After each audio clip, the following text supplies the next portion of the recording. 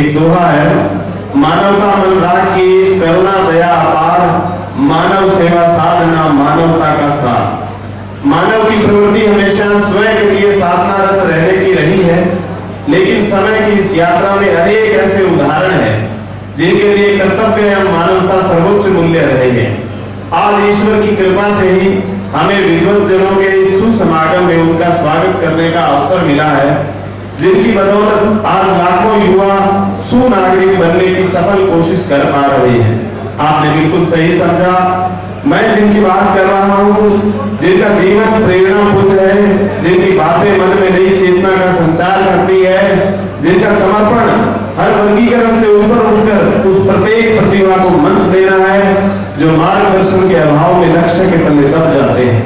उस शख्सियत का पर्याय राजस्थान को सर्वाधिक सिविल सेवक देने वाले संस्थान स्प्रिंग बोर्ड एकेडमी जयपुर के संस्थापक श्रीमान दिलीप महेता सर का कर्तव्य ध्वनि से अभिनंदन करते हैं। 1 लाख रुपया सोम प्रकाश जी सीगढ़ जानवाड़ा फोन वाला इतना हल्की फुल्की मिली तो ले जाओ भाई। 1 लाख रुपया लिखो। धन्यवाद जी। स्प्रिंग बोर्ड ने RS 2018 में रिकॉर्ड 650 से अधिक अधिकारी किए हैं। वर्तमान में संस्था में 20,000 ऑफलाइन और 10,000 ऑनलाइन स्टूडेंट विभिन्न सिविल सेवाओं जैसे IAS RS की तैयारी श्रीमान दिलीप सर के सानिध्य में कर रहे हैं। सर से निवेदन है कि वो अपने उद्बोधन से लाभान्वित कर युवा पीढ़ी को मार्गदर्शन प्रदान करें। श्रीमान दिलीप महेता सर।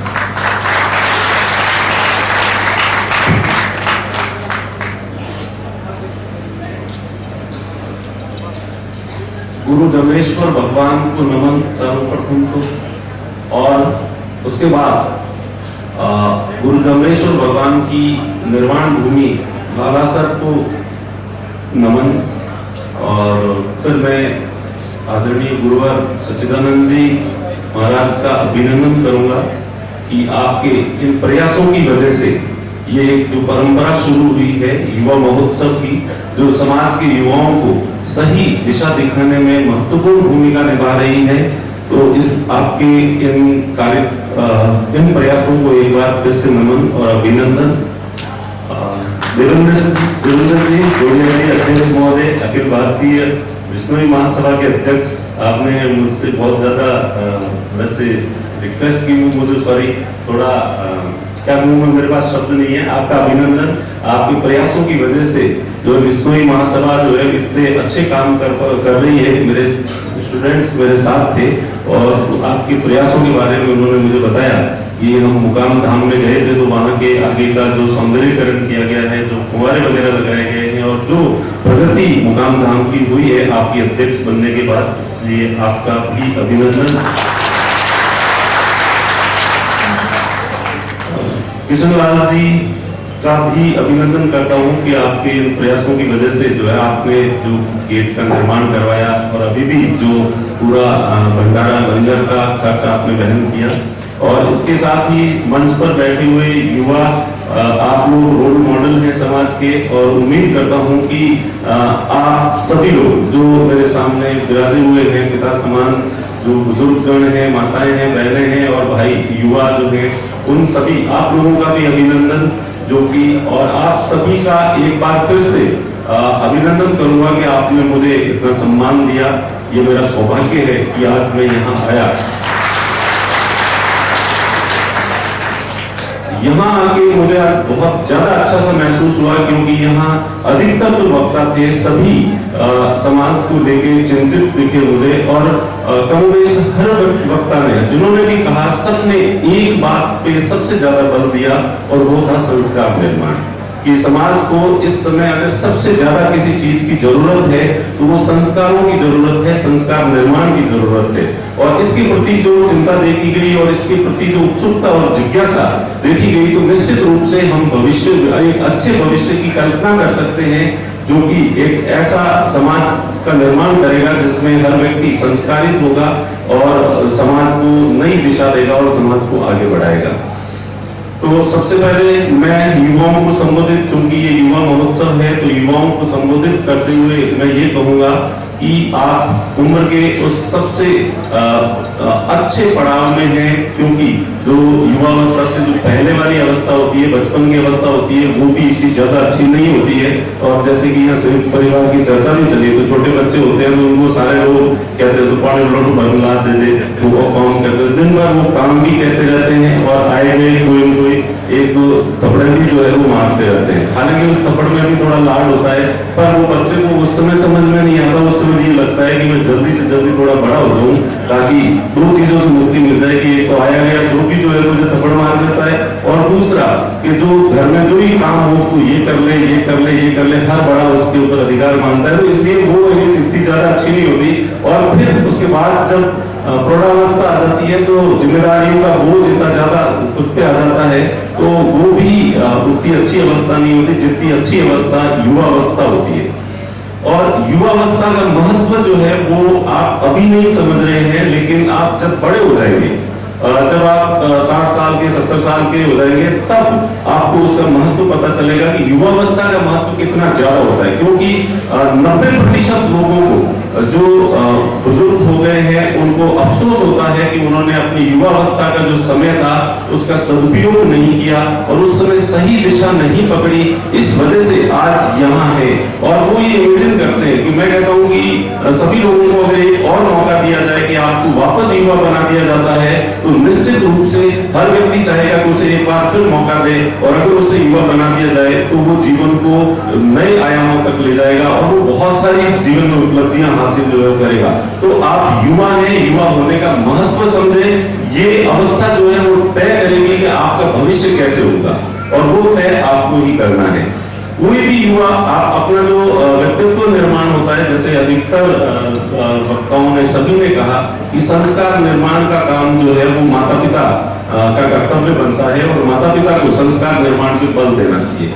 तो निश्चित रूप से 10 साल की उम्र होती है तब तक माता पिता का प्रभाव होता है बच्चे पे, और माता पिता बच्चों के अंदर संस्कार उत्पन्न कर सकते हैं, संस्कार का वातावरण उत्पन्न कर सकते हैं, जिससे संस्कारों का निर्माण होता है। लेकिन 10 साल के बाद माता पिता की आज्ञा का पालन बच्चा नहीं करता है, और जैसे कि अभी देखा गया कि नशे की प्रवृत्ति की तरफ भी आजकल का युवा ज्यादा जा रहा है, तो माता पिता रोके बच्चों को नशे की प्रवृत्ति की तरफ जाने नहीं दे। तो मेरा मानना है कि दुनिया में शायद ही कोई माता पिता ऐसे होते होंगे जो ये चाहते होंगे कि उनका बच्चा नशा करे। तो माता पिता तो अपनी तरफ से पूरी कोशिश करते ही है कि उनके बच्चे नशे की तरफ नहीं जाए, और वो हर संभव कोशिश भी करते हैं। लेकिन 10 साल की उम्र के बाद व्यक्ति पे सबसे ज्यादा अगर प्रभाव पड़ता है तो वो कैसे फ्रेंड सर्किल में रहता है, कैसे दोस्तों के बीच में रहता है, और वर्तमान में सोशल मीडिया में वो कैसे लोगों को फॉलो कर रहा है, कैसे ग्रुप्स का वो मेंबर है, इन चीजों का प्रभाव सबसे ज्यादा पड़ता है। तो इसलिए युवाओं को मैं ये कहूंगा कि अगर आपको अपने व्यक्तित्व का निर्माण करना है तो अब माता पिता की भूमिका सकारात्मक रूप से वो आपकी हेल्प कर देंगे, वो आपके पैसे दे देंगे, वो कर सकते हैं, लेकिन अब वो आपको उतना दिशा निर्देश नहीं दे सकते, और देंगे तो भी उनका दिशा निर्देश आपके ऊपर असर नहीं डालेगा। इसलिए आप पे अगर असर डालेंगे तो वो आपका फ्रेंड सर्किल है, आपके आसपास का जो वातावरण है वो आप पे सबसे ज्यादा असर डालेगा। और इसलिए आप अपने फ्रेंड सर्किल को, अपने आसपास के वातावरण को अगर अच्छा बना लेते हैं, आप कैसे लोगों से दोस्ती करते हैं, किस तरह की बात करने वाले लोगों से दोस्ती करते हैं, इसमें मैं कहूंगा कि 2-3 बातों का ध्यान रखें। एक तो ऐसे लोगों से दोस्ती रखें जो जिंदगी में बड़े सपने देखते हैं, बहुत बड़ी सोच रखते हैं। आपको कई बार ऐसे कुछ युवा दिखेंगे जो बड़ी बात करते हैं, तो सामान्यतः अपने को लगता है कि बहुत ज्यादा लंबी हाँक रहा है, डीएम मार रहा है, ऐसे कर रहा है, लेकिन वास्तव में भले ही तुम्हें ऐसा लगे, लेकिन आप उन लोगों से दोस्ती रखो जो इस तरह से बड़े लक्ष्य रखने की बात करता हो। दूसरी चीज, जिसमें पॉजिटिविटी हो, सकारात्मकता हो, हर चीज में पॉजिटिवनेस देखने की प्रवृत्ति जिस व्यक्ति हो, कि एक हम होते हैं कि कहीं जाते हैं तो कोई भी चीज है तो उसमें आधा, वो जो फेमस उदाहरण है कि गिलास में आधा भरा हुआ गिलास है तो एक व्यक्ति देखेगा कि आधा खाली है और दूसरा देखेगा कि आधा भरा हुआ है। तो सकारात्मकता जिस व्यक्ति के अंदर होती है वो वैसे लोगों को दोस्त जो है वो बात बनाए, क्योंकि वो एनी टाइम आपके पास पॉजिटिव बातें करेगा। तो पॉजिटिव सकारात्मकता जितनी ज्यादा चीजें होती है, हम उतनी ज्यादा हमारा ग्रास्पिंग पावर, सीखने की क्षमता बढ़ती है हमारी। तो हर चीज के बारे में कोई पॉजिटिव चीज आएगी तो हम हर चीज से कुछ न कुछ जो है वो सीखेंगे और सीखने की प्रवृत्ति हमारी बनेगी। तो दूसरी विशेषता ये होनी चाहिए कि वो सकारात्मक हो, और तीसरा मेहनती तो होना ही चाहिए, परिश्रम करना, सही दिशा के अंदर परिश्रम करना, ये चीजें तो अपने आप ही जो है वो आप लोगों के अंदर आ जाएगी। और सबसे बड़ी चीज जो मैं हमेशा मेरे संस्थान में स्टूडेंट्स को जो कहता हूँ कि जिंदगी में सफल होने के लिए आत्मविश्वास होना चाहिए, और ये भगवान का गॉड गिफ्ट है कि बिश्नोई और आत्मविश्वास ये एक दूसरे का पर्यायवाची है। विष्णु को आत्मविश्वास रखना चाहिए ये कहने की जरूरत ही नहीं है। विष्णु में ऑलरेडी भगवान ने आत्मविश्वास इतना ज्यादा दिया है कि वो कई बार आत्मविश्वास कुछ ज्यादा ही हो जाता है। तो इसलिए आत्मविश्वास को तो थोड़ा कंट्रोल करने की जरूरत है, इसको तो कोई ज्यादा आत्मविश्वास नहीं रखना है। तो जब इतनी बड़ी चीज भगवान ने आपको दी है, वास्तव में जीवन में सफल होने के लिए सबसे बड़ी चीज आप कहीं पे भी कैसे भी देखना, आत्मविश्वास बहुत जरूरी है। और इसके साथ कहते हैं कि धैर्य होना चाहिए, पेशेंस होना चाहिए। तो पेशेंस भी जुड़ा हुआ है आत्मविश्वास से। जब तक आदमी के अंदर आत्मविश्वास होता है तो ऑटोमेटिकली वो पेशेंस भी रख लेता है, धैर्य भी रख लेता है। और आत्मविश्वास नहीं है तो फिर उसमें पेशेंस भी नहीं रहेगा, धैर्य भी नहीं रहेगा, और वो जीवन में नई उपलब्धियों को हासिल नहीं कर पाएगा। तो ये आप लोगों को गॉड गिफ्ट है जो आत्मविश्वास है। और उसके बाद बाकी वाले गुण तो जो है आत्मविश्वास के इर्द गिर्द ही घूमते हैं। इसलिए इस आत्मविश्वास के कारण जो ऊर्जा और एनर्जी आपके अंदर है उसको बस सही दिशा देने की जरूरत है, मैं यही कहूंगा। और फिर अच्छे प्रयासों से, ईमानदारी पूर्वक प्रयासों से जो सफलता हासिल होती है और उससे जीवन में जो सुकून मिलता है, वो सुकून जो है वो गलत तरीकों से जो सफलता हासिल की जाती है उसमें वो सुकून नहीं है। एक बादशाह औरंगजेब का नाम तो आप सभी लोगों ने सुन ही रखा होगा। औरंगजेब ने अपने पिता को कैद करके और अपने भाइयों की और रिश्तेदारों की हत्या करके दिल्ली की राजगद्दी हासिल की थी। और चूंकि उसने अपने पिता को कैद किया था और भाइयों की, रिश्तेदारों की सबकी हत्या की थी, और उसके बाद वो बादशाह बना था और करीब 50 साल तक वो बादशाह रहा था। लेकिन आपको शायद दूसरी बात ये पता नहीं होगी, उसके 50 सालों की जो जिंदगी थी वो पूरी की पूरी असुरक्षा, डर के माहौल में 50 साल उसके निकले थे। वो अपने बेटों से डरता था कि चूंकि मैंने अपने पिता को जेल में डाला है तो मेरे बेटों के सामने प्रेरणा मैं ही हूं, और वो मुझसे ही सीखेंगे कि पिता को भी राज प्राप्त करने के लिए पिता को भी जेल में डाला जा सकता है, तो वो मुझे कभी भी जेल में डाल सकते हैं। वो अपनी पत्नियों से डरता था, वो अपनी बेटियों से डरता था। और औरंगजेब की शायद कोई एक आधा बेटा या बेटी होगी या एक आधी पत्नी होगी जिसको उसने जेल में नहीं डाला हो, उसको हर समय उन पे शक होता था, संदेह होता था। तो कभी न कभी किसी बेटे को, कभी आज इस बेटे को पे शक हो रहा है उसको जेल में डाल दिया, कल उस बेटी पे शक हो रहा है उसको जेल में डाल दिया, पत्नी को जेल में डाल दिया। तो आप ये सोचें कि उसने गलत तरीकों से जो सत्ता हासिल की थी उसको उसने भोगा नहीं, उससे उसने जो है वो सुख प्राप्त नहीं किया। उनके दिखने को दिखता था कि वो बादशाह था, लेकिन उसका पूरा जीवन दर्द, पीड़ा, असुरक्षा और प्रायश्चित, अफसोस के साथ जो है वो खत्म हुआ पूरा जीवन। और उसने मरते समय अपने बेटों को वापस पास बुला के और उनको यही नसीहत दी थी उसने कि मैंने मेरी जिंदगी में हमेशा गलती काम किए हैं, उल्टे काम किए हैं, जितने भी काम किए हैं, मुझे उन सारे कारणों का अफसोस है, प्रायश्चित करना चाहता हूँ। काश अल्लाह मुझे फिर से जन्म दे, फिर से मुझे वो मौका दे, तो मैं मेरे पूरे इतिहास को, मेरी जो हिस्ट्री है इसको मैं उलटना चाहूंगा, बदलना चाहूंगा। लेकिन आप लोग जो है वो भाइयों आपस में लड़ना मत, एक दूसरे भाई की हत्या मत करना, ये मत करना, वो मत करना। हालांकि उसने खूब उपदेश दिए इस तरह के लास्ट में, लेकिन उसके बेटों ने भी उसकी एक नहीं सुनी और वो भी बाद में आपस में इसी तरह से लड़ते हुए जो मारे गए। तो यहाँ उस उदाहरण देने के पीछे मेरा ये है कि आपको जो गलत काम करके अपराध जगत की दुनिया में जाके कुछ हासिल कर भी लेते हैं, उपलब्धियां भी हासिल कर लेते हैं, लेकिन वो चैन और सुकून की जिंदगी नहीं जी पाते हैं। और चैन और सुकून की जिंदगी जीना है तो ईमानदारी ही एकमात्र जो है वो रास्ता है। और मैं कह रहा हूं कि ईमानदारी में वो शक्ति है, वो ताकत है जो बाकी किसी चीज में नहीं है। और इसका जीता जागता उदाहरण जो है वो स्प्रिंग बोर्ड एकेडमी हमारा जो संस्थान है। हमने कभी कोई बहुत ज्यादा मार्केटिंग नहीं की, कभी दूसरे तरीके नहीं अपनाए हमने, बस हमने एक चीज पे ही बल दिया कि हम ईमानदारी पूर्वक मेहनत करेंगे। जो बच्चे हम पे विश्वास कर रहे हैं, हम उनके विश्वास को जो है वो तोड़ेंगे नहीं।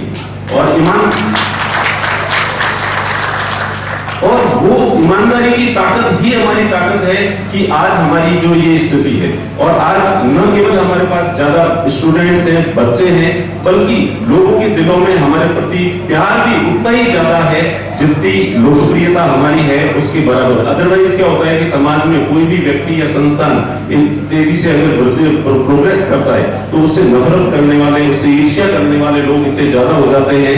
लेकिन आप देखेंगे कि आपको अगर स्प्रिंग बोर्ड को जानने वाला कोई भी व्यक्ति कहीं मिलेगा तो स्प्रिंग बोर्ड के साथ ही वो रेस्पेक्ट के साथ इस चीज का नाम लेगा और वो प्राउड करेगा इस चीज पे कि वो स्प्रिंग बोर्ड से जुड़ा हुआ है। तो ये ईमानदारी की ताकत है, उस जो आपको अंततः जो है वो सुकून देती है। तो मैं यही कहना चाहूंगा, आपकी युवा पीढ़ी को वैसे भी बहुत समय हो गया है, काफी 4 घंटे हो गए हैं आप लोग बैठे हैं, तो आप लोगों को भी जल्दी होगी कभी ये जल्दी खत्म करें। तो इसके साथ ही एक बार मैं आभार धन्यवाद व्यक्त करूंगा। और मुझे जो कहा देवेंद्र जी ने कि डिस्काउंट दें, तो वैसे भी स्प्रिंग बोर्ड एकेडमी में डिस्काउंट ही है, सभी बच्चों के लिए डिस्काउंट ही है। क्योंकि बाकी वाले कोचिंग से जैसे कंपैरिजन करें तो जो मेडिकल की और ये आईआईटी की जो तैयारी करवाते हैं, ये 5-6 महीने 7 महीने 8 महीने पढ़ाते हैं और 2-2 लाख रुपए फीस लेते हैं। दिल्ली के जितनी भी सिविल सर्विसेज की कोचिंग संस्थान है वहां की फीस भी 2-2 लाख रुपए है, और वो मुश्किल से 1 साल पढ़ाते हैं और पर डे भी 3-4 घंटे पढ़ाते हैं। हम पर डे 6 घंटे पढ़ाते हैं और करीब 18 से 20 महीनों तक पढ़ाते हैं और उसके केवल 94,000 लेते हैं। और आप पर मंथ के हिसाब से आप कैलकुलेट कर लें तो महीने के 5,000 या 6,000 रुपए हम लेते हैं, और उसमें भी 6 घंटे रोजाना के पढ़ाते हैं। और आप देखेंगे कि स्कूल में जो बच्चा, स्कूल का बच्चा भी अगर ट्यूशन बुक पढ़ता है तो ट्यूशन में उसके जो है केवल 1 घंटे या 2 घंटे का ट्यूशन होता है और उसके भी चार्ज 5-6 हजार से ज्यादा लेते हैं। ठीक है, पहला रीजन तो ये, तो स्प्रिंग बोर्ड में वैसे ही इतना जो है वो ऑलरेडी डिस्काउंट है सभी के लिए, तो कम ही फीस हम ले रहे हैं। दूसरा, मैं एक शिक्षक हूं और मैं अगर एक बच्चे को डिस्काउंट दूं और दूसरे को नहीं दूं तो ये मुझे शोभा नहीं देता। मेरे लिए मेरे सारे स्टूडेंट्स जो है वो बराबर है, समान है, समान है, एक समान है। तो ये मेरा एक फाउंडेशन मान लें, इसकी मेरी जो है वो बाध्यता मान लें। लेकिन फिर भी स्थिति है, मेरे पास में जो है वो बाड़मेर सीओ साहब ओम प्रकाश जी का भी फोन आया था और बदनलाल जी गोदारा भी आए थे, तो मैंने दूसरे तरीके से, मैं कहा ये तरीका तो मैं नहीं कर पाऊंगा, मुझे क्षमा करें, लेकिन दूसरे तरीके से मैं जो समराधन फाउंडेशन है वो आज भी मैं प्लान करके ही आया था आपके कहे बिना ही। अभी मैं 11 लाख रुपए की देने की जो है वो घोषणा करता हूँ, और ये सिर्फ 11 लाख रुपए नहीं है, इतने अच्छे प्रयास हैं कि इन भविष्य भी जब भी मुझे जितने भी राशि के लिए कहा जाएगा मैं मना नहीं करूंगा। और फिर आप यहाँ से उन बच्चों को, जो प्रतिभाशाली बच्चे हैं, आप उनको जो है वो यहाँ से मदद कर ही रहे हैं, वैसे भी कर रहे हैं। और ये मेरी तरफ से एक बहुत छोटा सा उदाहरण है, बस ये एक मैं कहूँगा कि बहुत छोटी सी चीज है, और इस चीज से और भी लोगों को जो है वो प्रेरणा मिलेगी। तो इसके लिए मैं तो माफी चाहूंगा। वैसे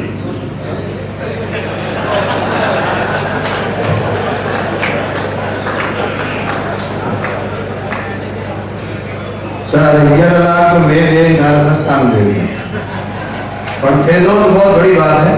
हम आम विषय को मत दो, जो बच्चा गरीब है, आर्थिक दृष्टि से कमजोर है, उसको हम लोग सुपर्स करें उसके लिए, चाहे वो सतीश कौन को दे बोले, कोई जरूरी नहीं विषय को। आर्थिक दृष्टि से जो कमजोर है उनके लिए आपको हाथ करनी चाहिए। मैं आपको बताऊं कि हमारे यहाँ पे जो विधवा महिलाएं हैं या जो फिजिकली चैलेंज्ड हैं, दिव्यांग लोग हैं, या जो अनाथ बच्चे हैं, हम उनको ऑलरेडी फ्री में ही पढ़ाते हैं। और नहीं, आप